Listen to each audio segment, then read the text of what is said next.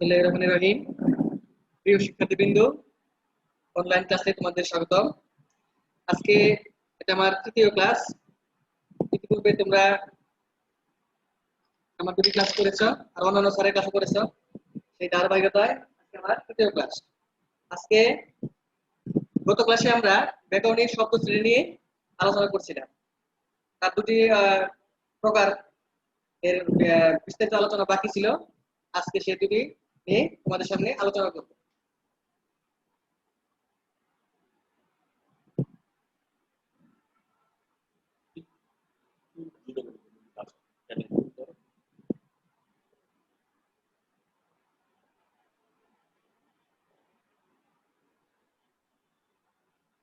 ব্যাকরণিক শব্দ শ্রেণী এর কাকে বলে এটা আমরা গত ক্লাসে বলেছিলাম। তারপরে বলবো যে বাক্যের ভিতর শব্দের ব্যাকরণগত অবস্থা অনুসারে তাদের বিভাজনকে ব্যাকরণিক শব্দ শ্রেণী বলা হয়। বাক্যের ভিতর শব্দের ব্যাকরণজনিত অবস্থা অনুসারে তাদের বিভাজনকে ব্যাকরণিক শব্দ শ্রেণী বলে। এই ব্যাকরণিক শব্দ শ্রেণী মোট 8 প্রকার। তোমরা জানো যে গত ক্লাসে আমি বলেছিলাম ব্যাকরণিক শব্দ শ্রেণী মোট 8 প্রকার: বিশেষ্য, বিশেষণ, সর্বনাম, ক্রিয়া, ক্রিয়া বিশেষণ, যোজক, অনুসর্গ এবং আবেগ শব্দ। ঠিক আছে, এই 8 প্রকারের 6টি প্রকার আমরা ইতিমধ্যে আলোচনা করেছি। আজকে আমরা আলোচনা করব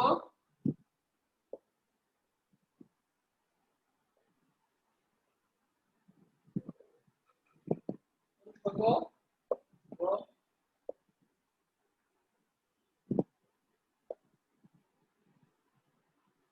আবেগ শব্দ। আজকে আমরা অনুসর্গ এবং আবেগ শব্দ নিয়ে আলোচনা করব। এটা খুব অত্যন্ত গুরুত্বপূর্ণ একটি দুটি পরিভাষা, অনুসর্গ এবং আবেগ শব্দ। অনুসর্গগুলা তোমরা ইতিপূর্বে পড়েছো যে যে সমস্ত শব্দ অর্থাৎ বাংলা ভাষায় বাংলা ব্যাকরণে এমন কিছু শব্দ আছে, অব্যয় শব্দ, যারা বাক্যে ব্যবহৃত হয়ে বাক্যের শব্দের পরে ব্যবহৃত হয়ে অন্য একটা শব্দের সাথে এই সম্বন্ধ স্থাপন করবে, তাদেরকে বলা হয় অনুসর্গ। এরা কখনো বাক্যে স্বাধীনভাবে ব্যবহার হয়, আবার কখনো বাক্যে বিভক্তি নিয়ে ব্যবহৃত হয়। বাক্যে স্বাধীনভাবে ব্যবহার হয় অথবা বাক্যে বিভক্তি নিয়ে ব্যবহার হয়ে বাক্যের মধ্যে একটা অর্থের দোতনা সৃষ্টি করে। এরা হচ্ছে অনুসর্গ। কয়েকটি উদাহরণ দিলে তোমরা স্পষ্ট বুঝতে পারবে।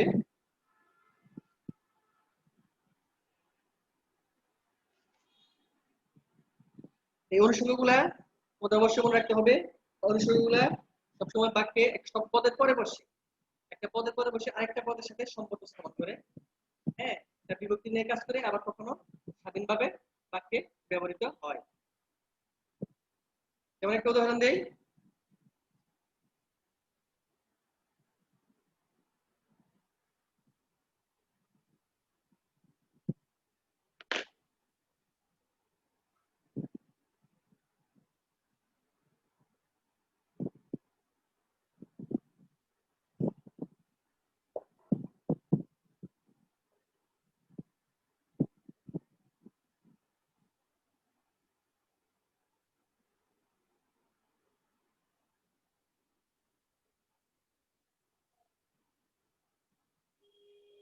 আমি লিখেছি চামচ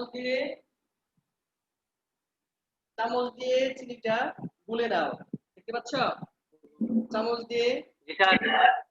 দিয়ে চিনিটা গুলে নাও। দিয়ে এর নিচে দাগ দিয়ে এটা হবে অনুসর্গ। এটা কি হবে?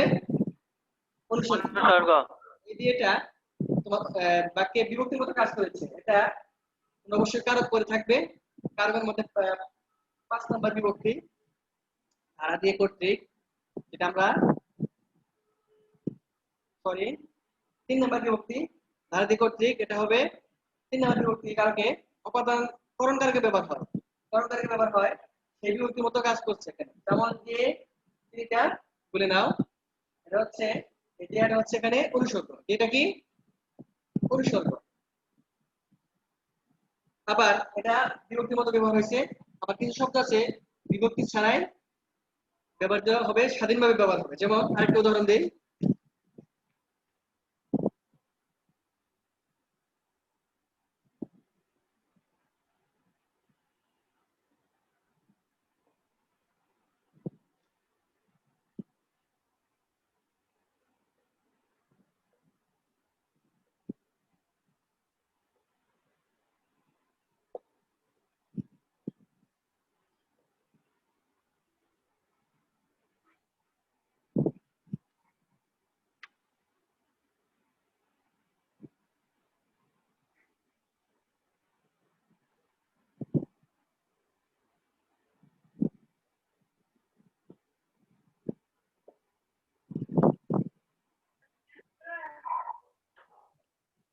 বৃষ্টির দরুন খেলা পণ্ড হয়ে গেল।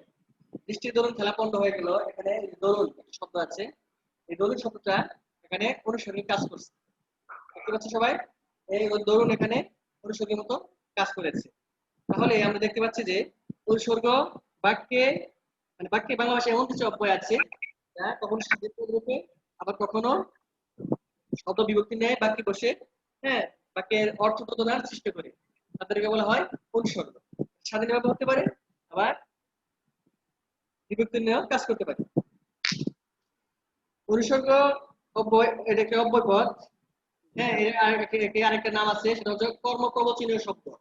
কর্ম প্রবচনীয় শব্দ। অনুসর্গ অব্যয় পদ এবং এগুলো নিজস্ব অর্থ আছে। অনুসর্গ প্রকরণ গঠন প্রকৃতি অনুসারে অনুসর্গকে দুই ভাগে ভাগ করা হয়েছে। প্রথমত দুই ভাগে ভাগ করা হয়েছে, এটা হচ্ছে বিশেষ অনুসর্গ, একটা হচ্ছে ক্রিয়া অনুসর্গ। ক্রিয়া অনুসর্গ দুই প্রকার।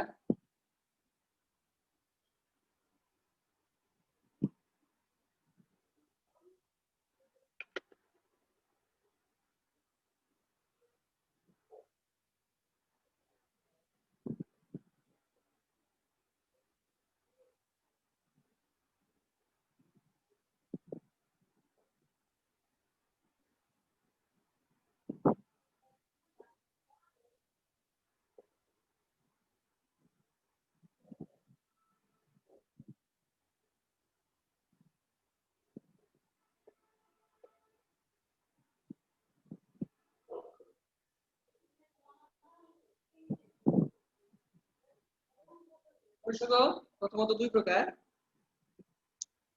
প্রধান দুটি ভাগে ভাগ করা যায়। একটা হচ্ছে বিশেষ অনুসর্গ, আর একটা হচ্ছে ক্রিয়া অনুসর্গ। যেটা বিশেষ নাম বোঝাবে, এটা বিশেষের মতো কাজ করবে, এটা বিশেষ অনুসর্গ। আর যেটা কাজ বোঝাবে, সেটা ক্রিয়া অনুসর্গ।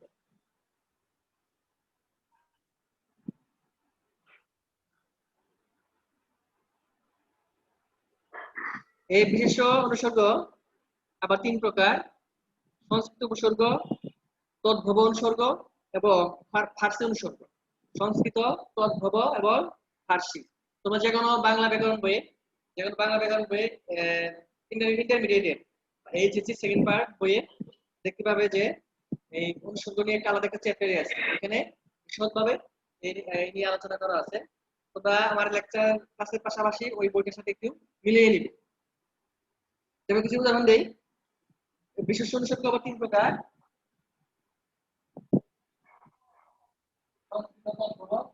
সংস্কৃত অনুসর্গ, তদ্ভব অনুসর্গ এবং ফার্সি অনুসর্গ।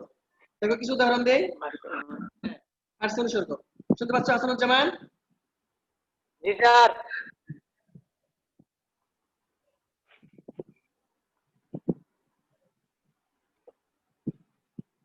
এখন আমরা বিশেষ অনুসর্গের কিছু উদাহরণ দিব। মাথার উপরে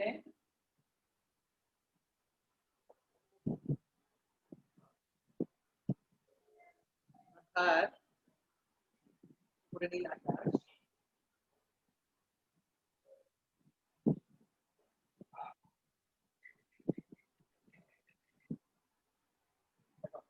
মাথার উপরে নীল আকাশ, এটা একটা মাথার উপরে নীল আকাশ, এখানে এটা সংস্কৃত উপসর্গ। মাথার উপরে নীল আকাশ, উপরে নিচে দাগ, উপর নিচে দাগ, এটা হচ্ছে এটা সংস্কৃত উপসর্গ। মাথার উপরে নীল আকাশ, এই মাথার সাথে নীলের সাথে সম্পর্ক স্থাপন করছে এই উপরের শব্দটা, তাহলে উপরে হবে অনুসর্গ। আরেকটা উদাহরণ দেই।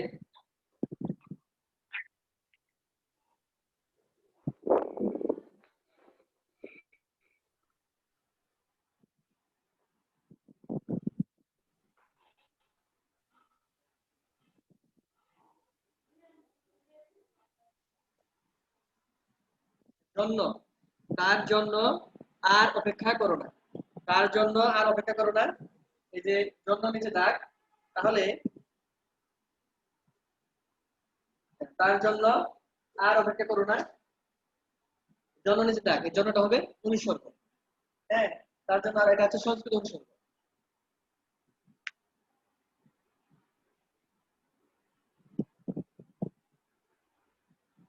তারপরে একটা তদ্ভব, তদ্ভব কোনটা, যা সংস্কৃত ভাষা থেকে বিবর্তিত হয়ে, হ্যাঁ, বিভিন্ন শব্দে রূপান্তরিত হয়ে আমাদের বাংলা ভাষায় আসছে। এটা হচ্ছে তদ্ভব অনুসর্গ। বিবর্তিত বিবর্তিত হয়ে আমাদের বাংলা ভাষায় এসে স্থান দখল করেছে। যেমন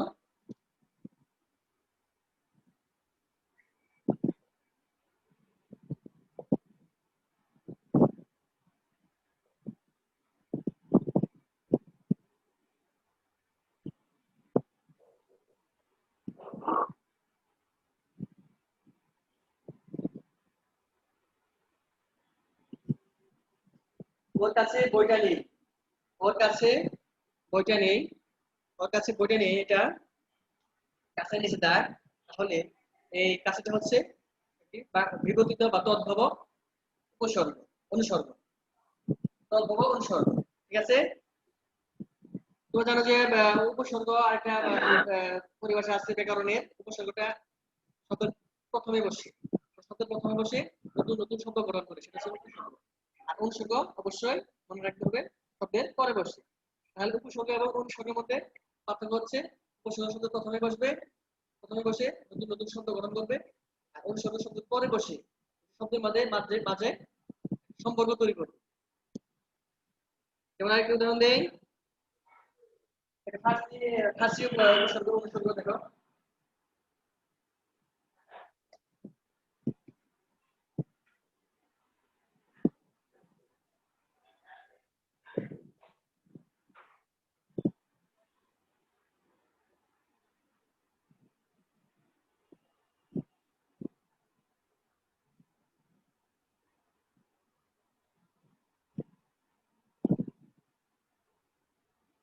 বাবা আজ ভাতের বদলে রুটি খাবে।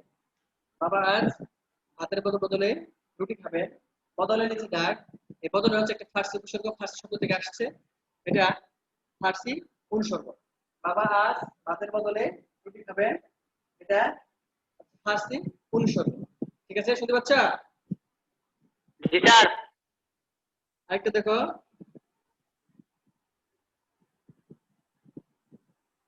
যে আমরা অনেকেই টিভিতে খেলাধুলা দেখি, খেলাধুলা দিয়ে একটা উদাহরণ দিই।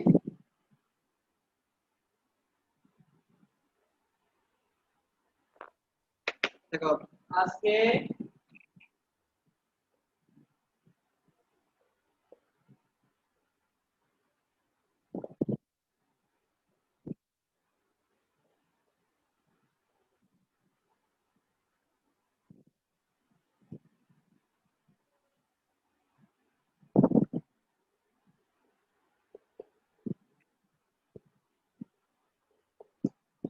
দেখো, আমরা অনেকেই খেলাধুলা দেখি।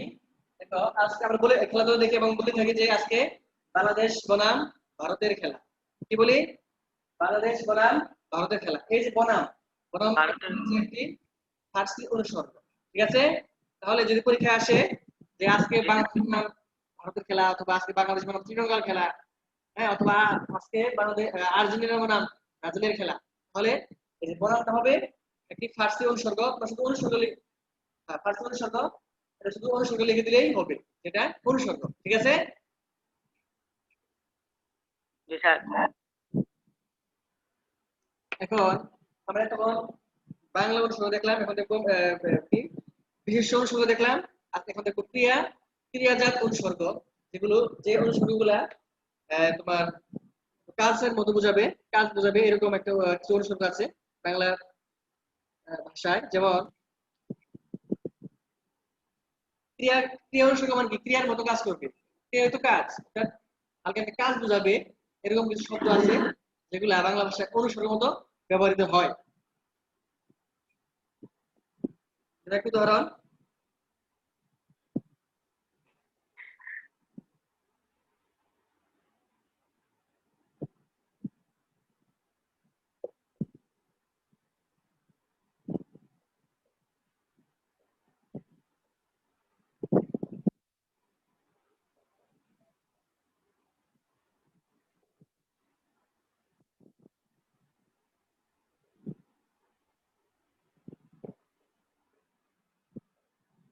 কাপড়গুলো কাপড়গুলো ভালো করে পরিষ্কার করো। কাপড়গুলো ভালো করে পরিষ্কার করো। এখানে এই যে করোটা ভালো করে পরিষ্কার করো, এটা হচ্ছে একটি ক্রিয়াজাত অনুসর্গ। এটা হচ্ছে একটি ক্রিয়াজাত অনুসর্গ। ঠিক আছে? তাহলে অনুসর্গ এগুলা তোমার এগুলো হচ্ছে একটা স্বাধীনভাবে ব্যবহৃত হয়েছে। আর কিছু আছে বিভক্তির মতো। এখন আবার লিখে দিচ্ছি কিছু অনুসর্গ আছে বিভক্তির মতো, যেমন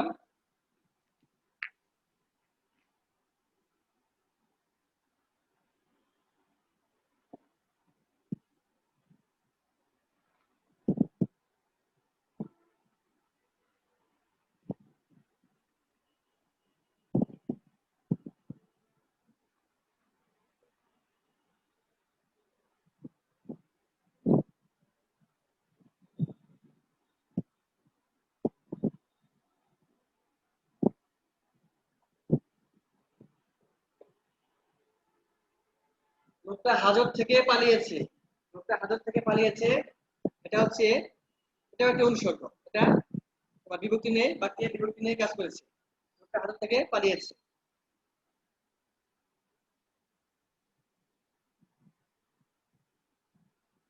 অনলাইন ক্লাসে উপস্থিতির সংখ্যা খুব কম। তোমরা কম থাকলেও তোমরা বাসা বসে একটু পড়াশোনা করো। এখন আমরা আবেগ শব্দ নিয়ে কথা বলবো। আবেগ শব্দ হচ্ছে অনুসর্গের সর্বশেষ প্রকার। আবেগ শব্দ আমরা আহ, সেই ছোটকালে পড়েছিলাম সেন্টেন্স 5 প্রকার। তার মধ্যে একটা ছিল এক্সক্লামেটরি সেন্টেন্স, যেটা দিয়ে আবেগ, উচ্ছ্বাস, মনের ভাব প্রকাশ পায়। আগে এক্সক্লামেটরি সেন্টেন্স বলা হয়, সেরকম একটা প্রকার আবেগ শব্দ। হ্যাঁ, এটাকে ইন্টারজেকশন বলা হয়। এই আবেগ শব্দ তুমি কিভাবে চিনবা? তার একটা বিশেষ বিশেষ চেনার একটা উপায় হলো, এই আবেগ শব্দ উচ্চারণ করার পর বা আবেগ শব্দ লেখার পর একটা বিস্ময় চিহ্ন থাকবে। একটা বিস্ময় চিহ্ন থাকবে, ওটা দেখে তোমরা বলে দিতে পারবা যে এটা আবেগ শব্দের মধ্যে পড়েছে। যেমন একটা উদাহরণ দেই। আগে বলেছি আবেগ শব্দ হচ্ছে ইন্টারজেকশনের মতো বাক্যের বা একটি ব্যক্তির মনের ভাব, দুঃখ, রাগ, ক্ষোভ ইত্যাদি প্রকাশ পায়।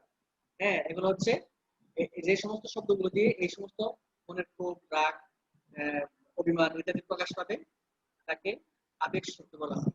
যেমন উদাহরণ দেই।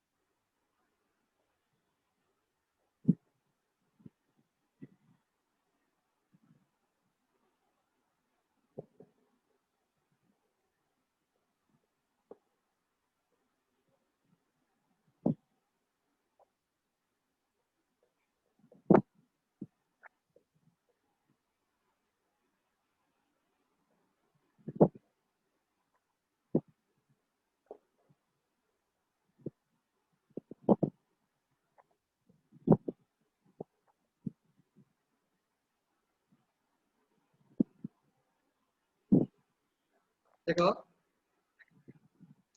আসলে যেমন দেখো, সাবাস। এখন আমরা আবেগ শব্দ নিয়ে কথা বলছি। জি স্যার, বিশেষ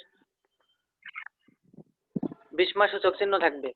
হ্যাঁ হ্যাঁ, দেখো, এখন আমরা আবেগ শব্দ নিয়ে কথা বলছি। আবেগ শব্দ মানে কি? বিশ্বসূচক শব্দই। ঠিক আছে? আবেগ শব্দ যখন কোন সেন্টেন্সে আবেগ শব্দ থাকবে, তার পাশে একটা বিশ্বসূচক চিহ্ন থাকবে। তোমরা ওই বিশ্ব চিহ্ন দেখেই বুঝতে পারবে এটা একটি আবেগ শব্দ। দেখো, সাবাস, আজকে চমৎকার খেলেছো। সাবাস, একটা মনে একটা উচ্ছ্বাস প্রকাশ করছে। এবারকে মনে একটা উচ্ছ্বাস বা আনন্দ প্রকাশ পেয়েছে যে খেলায় তুমি জিতেছো। সাবাস, আজকে চমৎকার খেলেছো। তারপর কি লিখছি? বাহ, খুব সুন্দর ছবি এঁকেছো। এখানে দুটি শব্দে এখানে দুটি শব্দে এবং বিশ্বসূচক চিহ্ন দেওয়া আছে। এখানে বিশ্বসূচক চিহ্ন দেওয়া আছে। আমি আগে বলেছি যে আবেগ শব্দে অবশ্যই অবশ্যই বিশ্বসূচক চিহ্ন থাকবে। ওটা চিনেই দেখেই তোমরা চিনতে পারবা যে এটা আবেগ সূচক শব্দ। দুটি বাক্যে মনের উচ্ছ্বাস বা আনন্দ প্রকাশ পেয়েছে। এখন একটি ব্যথায় ব্যথিত হই। দেখি একটি ব্যথা সূচক শব্দ লিখি আমরা। জি স্যার।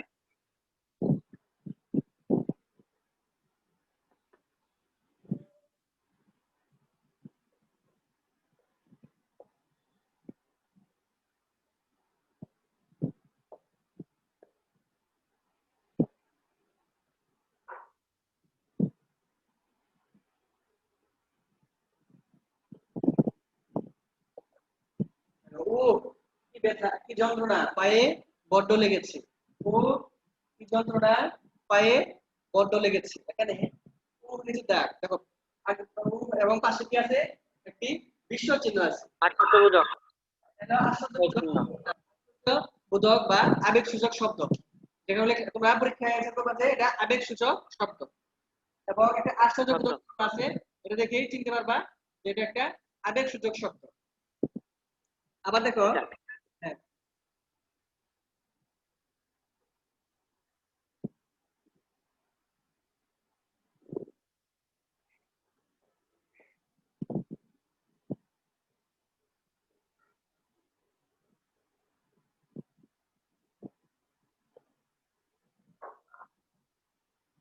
আহা, বেচারার কেউ বেঁচে নেই।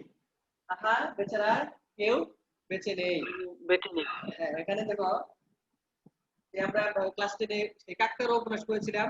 কাকতাড়ুয়া উপন্যাসে যে বুধা নামে একটা চরিত্র আছে, সেখানে বুধার কেউ বেঁচে থাকে না, সবাই মারা যায়। সেরকম যে আহা, বেচারা কেউ বেঁচে নেই, মানে সবাই কোনোভাবে কোনোভাবে মারা গেছে হয়তো। সেজন্য তার জন্য একটু আমরা সম্মাননা প্রকাশ করলাম যে আহা, তার মানে বেচারা কেউ বেঁচে নেই। এই যে বেঁচে নেই। আহার সাথে কি আছে? একটা বিশ্বসূচক চিহ্ন আছে, একটা আশ্চর্যবোধক চিহ্ন আছে। এটা দেখেই তোমরা চিনতে পারবে যে এটা একটা কি শব্দ? আবেগ সূচক শব্দ।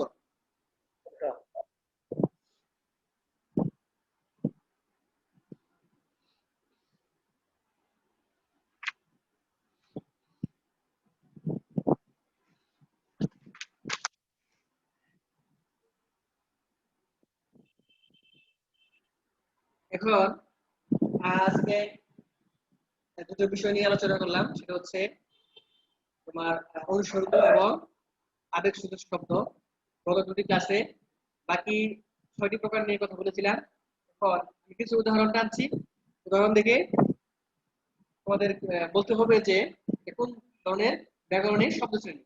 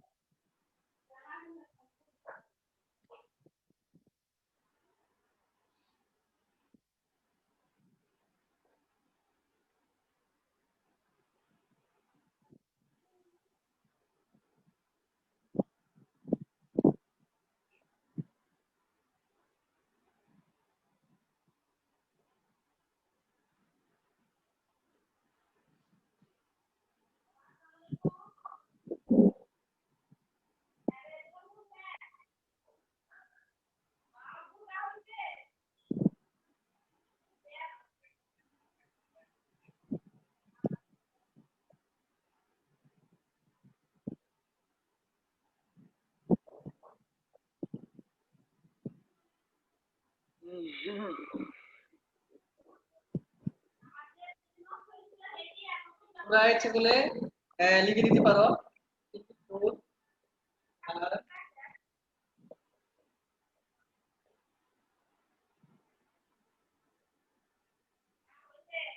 তোমরা ইচ্ছা করলে লিখে নিতে পারো 3টি ফুল আর অনেক পাতা।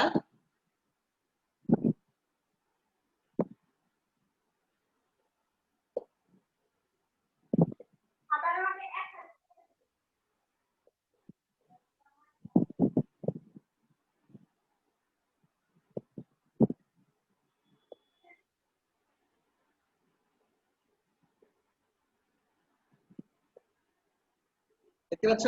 ইচ্ছা করলে তোমরা লিখে নিতে পারো।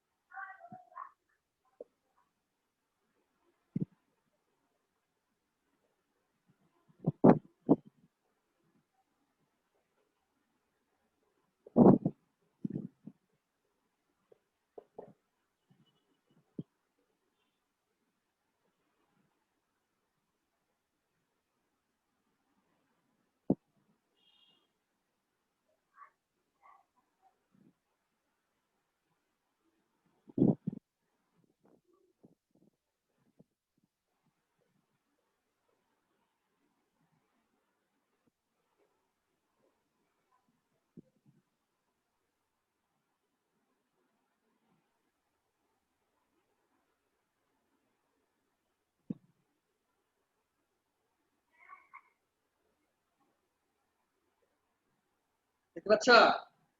দেখো, প্রগাঢ় নিকুঞ্জ। আরেকটা উদাহরণ দেই।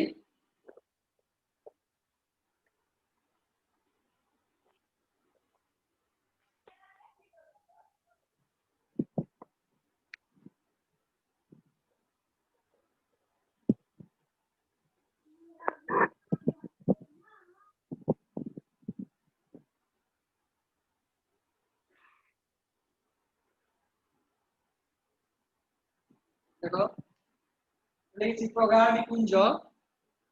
প্রগাঢ় নিকুঞ্জ, এখানে প্রগাঢ় নিচে দাগ, তাহলে এটা কোন ধরনের ব্যাকরণিক শব্দ শ্রেণী হবে?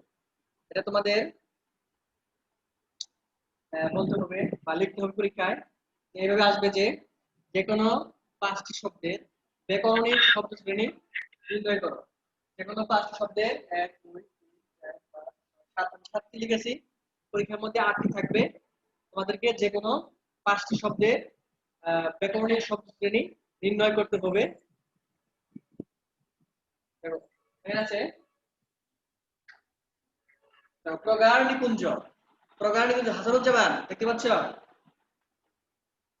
হাসানুজ্জামান, জি স্যার। এই যে প্রগাঢ় নিকুঞ্জ, এখানে প্রগাঢ়ের নিচে দাগ, জি স্যার, দেখতে পাচ্ছি। প্রগাঢ়টা কি হবে বলো? প্রগাঢ়টা কোন ধরনের ব্যাকরণিক শব্দ শ্রেণী? প্রগাঢ় নিকুঞ্জ, নিকুঞ্জ মানে একটা বাসা, ঠিক আছে? নিকুঞ্জ মানে একটা বাসা, তাহলে তার আগে ছিল প্রগাঢ়। এটা কোন ধরনের ব্যাকরণিক শব্দ শ্রেণী হবে বলতে পারবে? বিশেষণ। গুড, হ্যাঁ এটা হবে বিশেষণ। নিকুঞ্জ, বাসাটা কেমন? বাসাটা কেমন? বাসা হচ্ছে প্রগাঢ়, মানে বাসাটাকে একটা গুণ প্রকাশ করছে, তাই না? তাহলে এই প্রগাঢ়টা জি হবে স্যার।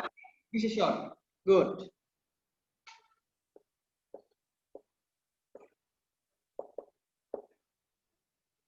তারপর দেখো, সিক্ত নীলাম্বরী। সিক্ত নীলাম্বরী, নীলাম্বরীর নিচে দাগ, তাহলে এই নীলাম্বরীটা কোন ধরনের ব্যাকরণিক শব্দ শ্রেণী হবে বলতে পারবা? বিশেষ্য। গুড, এটা হচ্ছে বিশেষ্য। বিশেষ্য। এটা হচ্ছে বিশেষ্য। সিক্ত নীলাম্বরী। নীলাম্বরী মানে কি? নীল মানে নীল, অমর মানে আকাশ, সিক্ত নীলাম্বরী মানে ভেজা আকাশ, ঠিক আছে? তাহলে এটা হবে বিশেষ্য, একটা নাম বুঝাইছে। এটা দিয়ে নীলাম্বরী দিয়ে একটি নাম বুঝাইছে, তাহলে নীলাম্বরী হবে একটি বিশেষ্য। তার মধ্যে 3 নাম্বার আছে জি স্যার। 3টি ফুল আর অনেক পাতা। এই 3টি নিচে দাগ, 3টি ফুল আর অনেক পাতা, তাহলে এই 3টি এর নিচে দাগ, এটা কোন ধরনের ব্যাকরণিক শব্দ শ্রেণী হবে বলো? বিশেষণ। গুড, হ্যাঁ হয়েছে। এটা হবে 3টি, মানে যে সমস্ত শব্দ দ্বারা কোন সংখ্যা, পরিমাণ, অবস্থা বোঝায় ওটাকে বিশেষণ বলা হয়। তাহলে 3টি হবে বিশেষণ, তাই না? জি স্যার।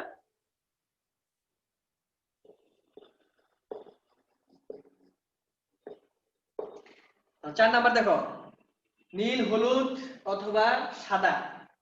নীল, হলুদ অথবা সাদা, এখানে অথবা লিখে দেয়, তাহলে এটি কোন ধরনের ব্যাকরণিক শব্দ শ্রেণী হবে? বলো। নীল, হলুদ অথবা সাদা, অথবা নিচে দাগ, তাহলে অথবা এটি কোন ধরনের ব্যাকরণিক শব্দ শ্রেণী হবে? বলো। না বুঝতে পারলে আমি আবার বুঝিয়ে দিব। বলতে পারবে না? হাসানুজ্জামান,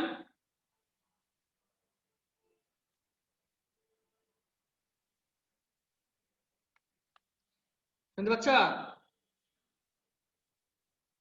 নীল, হলুদ অথবা সাদা, এটা অথবা একটি ব্যাকরণিক শব্দ শ্রেণী। এটি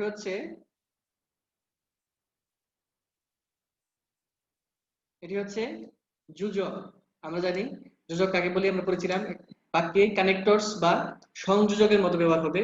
সংযোজক সংযোজন করবে অথবা বিয়োজন হবে, অথবা দুটি বাক্যের মধ্যে মিলন ঘটাবে, তাদেরকে যোজক বলা হয়। আমরা ইতিপূর্বে ক্লাসে পড়েছিলাম।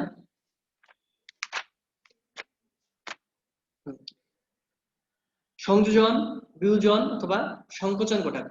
সংযোজন, বিয়োজন অথবা সংকোচন ঘটাবে, এরকম শব্দগুলোই হচ্ছে যোজক। দেখো, নীল, হলুদ অথবা সাদা, অথবা নীল, হলুদ অথবা সাদা, এই দুটি থেকে এটা কিন্তু আলাদা করে দিচ্ছি এই অথবা শব্দটা, তাই একটা বিয়োজন ঘটাইছি। নীল রং চাই, অথবা হলুদ অথবা সাদা রং, এখানে একটি হলেই চলবে। তাহলে অথবা হচ্ছে এখানে যোজক, অথবা হচ্ছে যোজক। তারপরে নাম্বার, তিনি হু হু করে কেঁদে উঠলেন। তিনি হু হু করে কেঁদে উঠলেন, এটা এক ধরনের ব্যাকরণিক শব্দ শ্রেণী। তাহলে হু হু, এটা কোন ধরনের ব্যাকরণিক শব্দ শ্রেণী? আমরা পূর্বে ক্লাসে বলেছিলাম ক্রিয়া বিশেষণ। ক্রিয়া বিশেষণ কাকে বলা হয়? যে সমস্ত শব্দ কোন ক্রিয়া কিভাবে সম্পন্ন হচ্ছে সেটা যদি প্রকাশ করে তাকে ক্রিয়া বিশেষণ বলা হয়। এটা অনেকটা অব্যয়ের মতো কাজ করে। অব্যয় না, এটা হচ্ছে অ্যাডভার্বের মতো কাজ করে। তাহলে যে সমস্ত শব্দগুলা ক্রিয়া কিভাবে, কোথায় নিষ্পন্ন হচ্ছে, কিভাবে সংগঠিত হচ্ছে এরকম বোঝাবে, তাকে বলা হয় ক্রিয়া বিশেষণ। তিনি হু হু করে কেঁদে উঠলেন, হুটা হচ্ছে কেমন করে কাঁদলেন, হু হু করে কাঁদলেন, তাহলে এই হু হু শব্দটা হবে ক্রিয়া বিশেষণ। তারপর দেখো, 4 নাম্বার লিখেছি, দুঃখ বিনা সুখ লাভ হয় কি মোহিতে, অর্থাৎ মোহিতে, হ্যাঁ, দুঃখ বিনা সুখ লাভ হয় না। তাহলে এই যে বিনা, বিনা মানে বিহনে, বিনা মানে বিহনে,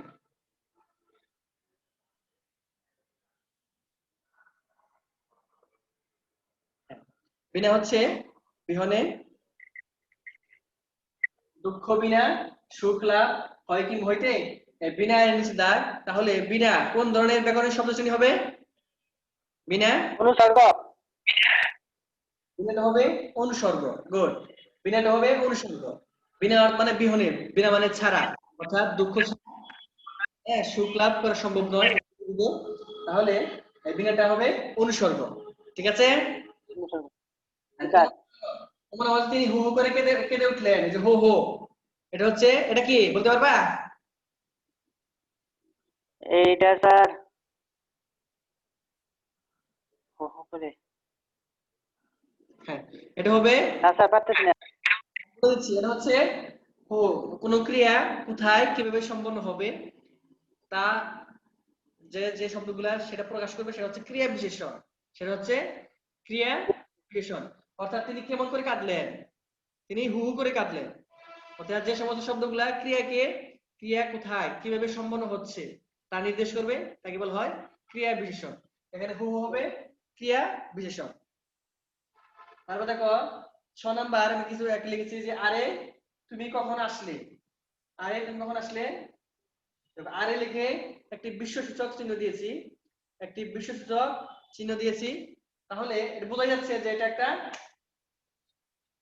আবেগ সূচক বাক্য। বিশ্বসূচক বাক্য। তাহলে এটা হবে আবেগসূচক বাক্য।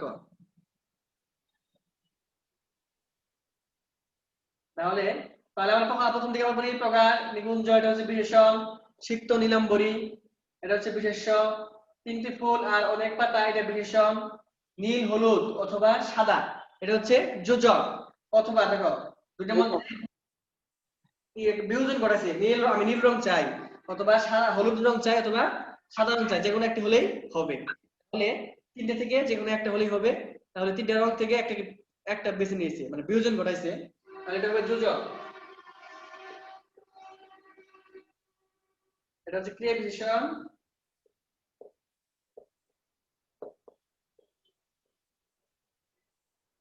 এটা হচ্ছে অনুসর্গ। আরেক শব্দ, এটা হচ্ছে আবেগ শব্দ। জি স্যার।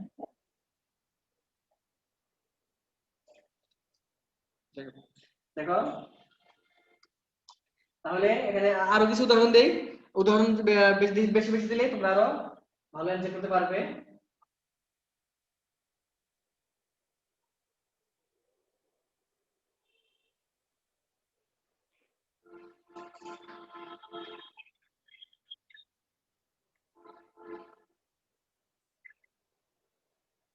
যারা কষ্ট করে অনলাইনে ক্লাস করতেছো তাদেরকে ধন্যবাদ, অনেকেই ক্লাস করছো।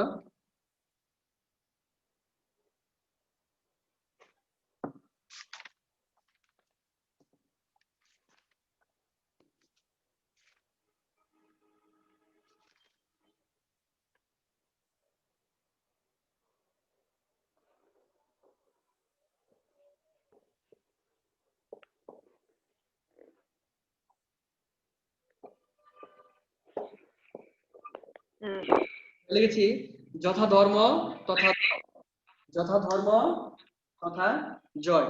এটা একটি ব্যাকরণিক শব্দ শ্রেণী। এটা কোন ধরনের ব্যাকরণিক শব্দ শ্রেণী তা তোমাদেরকে বলতে হবে।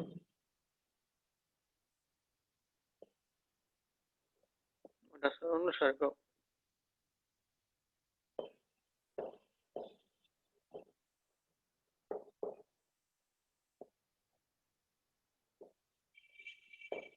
যত গর্জে তত বর্ষে না। আমরা আকাশে মেঘ ডাকলে, গরু গরু মেঘ ডাকলে বলি যত গর্জে তত বর্ষে না, তাই না?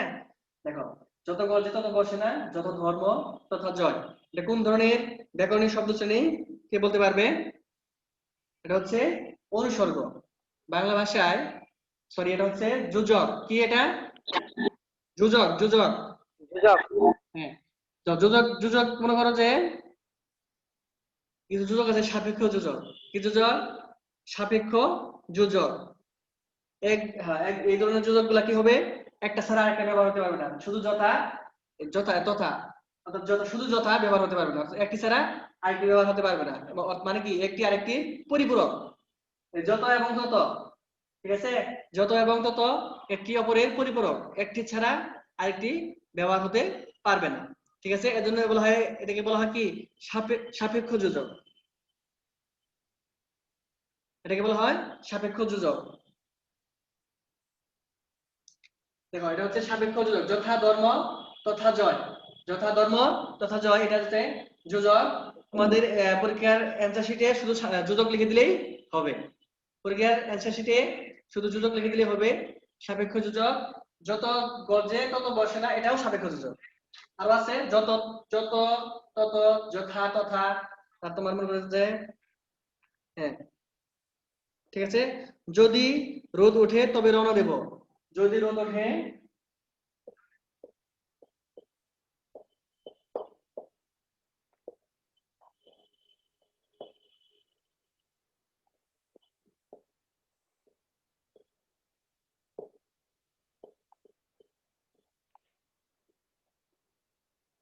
যদি রোদ ওঠে তবে রওনা দিব, এটাও এক ধরনের। এটা হচ্ছে যদি রোদ ওঠে, যদি রোদ ওঠে তবে রওনা দেব।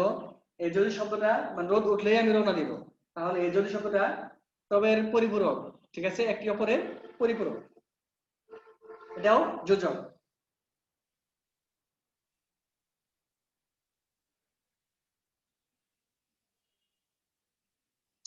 আরেকটা উদাহরণ দেই।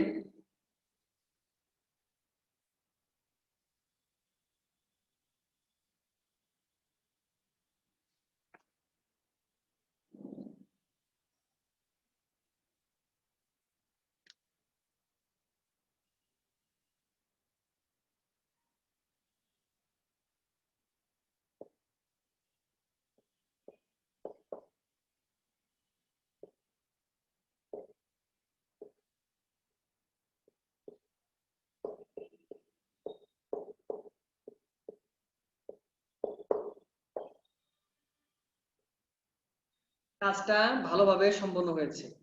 কাজটা কাজটা ভালোভাবে সম্পন্ন হয়েছে। এটা হচ্ছে ভালোভাবে এর নিচে দাগ। তাহলে কাজটা ভালোভাবে, এটা কোন ধরনের ব্যাকরণিক শব্দ শ্রেণী? এখানে দেখো ভালোভাবে কাজটা কিভাবে সম্পন্ন হয়েছে, আমরা প্রশ্ন করবো যে কাজটা কিভাবে সম্পন্ন হয়েছে ভালোভাবে। তাহলে বোঝা যাচ্ছে যে আমরা বলেছিলাম যে যে সমস্ত শব্দ কোন ক্রিয়ার পূর্বে বসে ক্রিয়াকে বিশেষায়িত করবে তাকে ক্রিয়া বিশেষণ বলা হয়। তাহলে এটা নিঃসন্দেহে ক্রিয়া বিশেষণ। ঠিক আছে, তোমরা যদি এই ব্যাকরণিক শব্দ শ্রেণী যে 8 প্রকার ব্যাকরণিক শব্দ শ্রেণীর সম্পর্কে ভালোভাবে জেনে থাকো, ভালোভাবে সবগুলো সংজ্ঞাগুলো মুখস্থ করো, তাহলে খুব সহজেই ধরতে পারবে যে এটা কোনটা কোন ধরনের ব্যাকরণিক শব্দ শ্রেণী। এটা হচ্ছে ক্রিয়া বিশেষণ।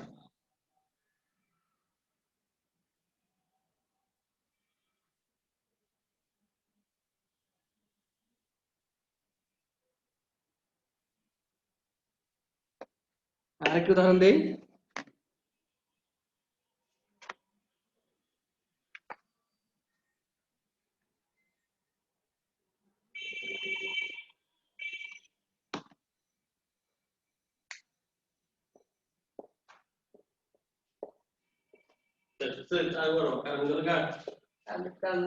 ছাত্র নাই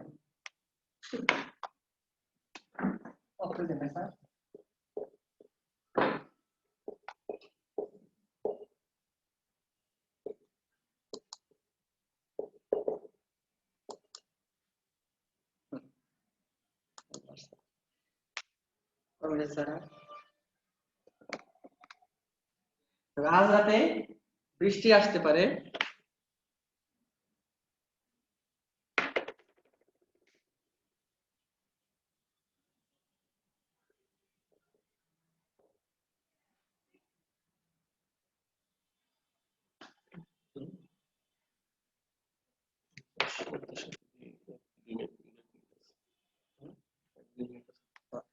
আজ রাতে বৃষ্টি আসতে পারে।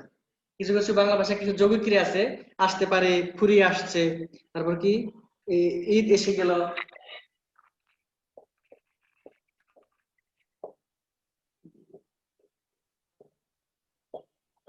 বাংলা ভাষায় কিছু যৌগিক ক্রিয়া আছে, ঠিক আছে, এগুলা ক্রিয়ার মধ্যে পড়বে। আজ রাতে বৃষ্টি আসতে পারে, ঈদ এসে গেল, এসে আবার গেল, দেখছো দুই ধরনের দুইটা ক্রিয়া একসাথে হয়েছে।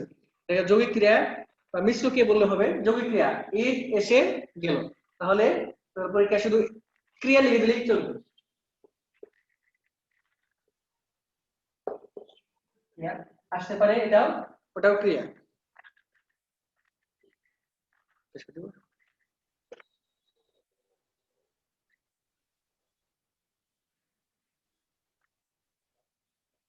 তো প্রিয় ছাত্রছাত্রীবৃন্দ, আজকে অনলাইন ক্লাস, আমার ক্লাস এখানেই সমাপ্ত। ঠিক আছে, পরবর্তী ক্লাসে আবার দেখা হবে। সবাই ভালো থেকো।